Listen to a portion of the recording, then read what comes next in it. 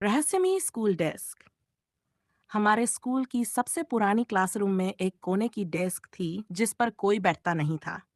कहते थे कि उस डेस्क पर बैठने वाला बच्चा अगले दिन स्कूल आना बंद कर देता है।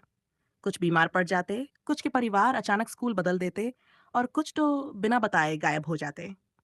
शुरुआत में मुझे ये सब किस्से लगते थे, पर जिस दिन मेरे सबसे अच्छे दोस्त विवेक ने उस डेस्क पर बैठने की हिम्मत की और अगले दिन से स्कूल आना छोड़ दिया, तब मुझे यकीन होने लगा कि इसमें कुछ तो है।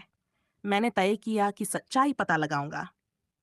पहला दिन अगली सुबह मैं जल्दी स्कूल पहुंचा और जानबूझकर उसी डेस्क पर बैठ गया। शुरुआत में सब सामान्य था, पर जैसे ही घंटी बजी और क्लास शुरू हुई, मुझे लगा किसी ने मेरी पीठ पर ठंडी उंगली से लिखा हो। मैंने पलटकर देखा, कोई नहीं था। फिर अचानक डेस्क का दराज अपने आप खुला। अंदर से ठंडी हवा निकली और ब्लैकबोर्ड पर बिना चौक के खुद ब खुद लिखा गया, मुझे आजाद करो। पूरी क्लास चीख पड़ी। टीचर डर के मारे बाहर भाग गए। मैं अकेला रह गया। डेस्क अचानक कांपने लगी और दराज से काला धुआं निकलने लगा। उसमें धीरे धीरे एक लड़की का चेहरा बना, पीला, डरावना, बिना पलक झपकाए। वो बोली, तुम्हें यहाँ नहीं बैठना चाहिए था। अचानक पूरा कमरा अंधेरे में डूब गया। जब मैंने आंखें खोली तो क्लास खाली थी और दरवाजा अंदर से बंद था। डेस्क के नीचे से धीरे धीरे खिसकने की आवाज आई। फर्श के नीचे एक गुप्त सीढ़ी खुली। गुप्त तहखाना। मैं डरते डरते नीचे उतरा।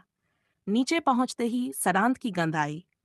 दीवारों पर पुराने बच्चों की तस्वीरें टंगी थीं। हर तस्वीर में उनकी आंखों पर काले धब्बे बने थे। बीच में वही भूतिया बच्ची खड़ी थी। उसने कहा, मैं अनन्या हूँ। सालों पहले आग लगने से मैं यहीं मर गई थी। किसी ने मेरी लाश नहीं निकाली।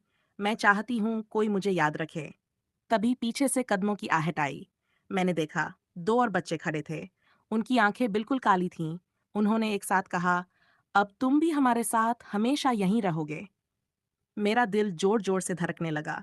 मैंने पूरी ताकत लगाई और सीढ़ियों की ओर भागा। जैसे ही ऊपर आया, फर्श अपने आप बंद हो गया। अगला दिन अगली सुबह मैंने प्रिंसिपल को सब कुछ बताया।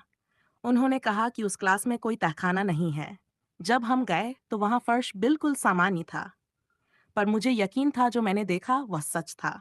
और उसी शाम जब मैं स्कूल के पास से गुजरा, उस डेस्क को हिलते हुए देखा।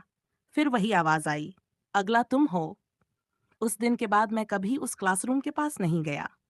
लेकिन कहते हैं रात में वहां से अब भी बच्चों की फुसफुसाहट और धीमी हंसी सुनाई देती है।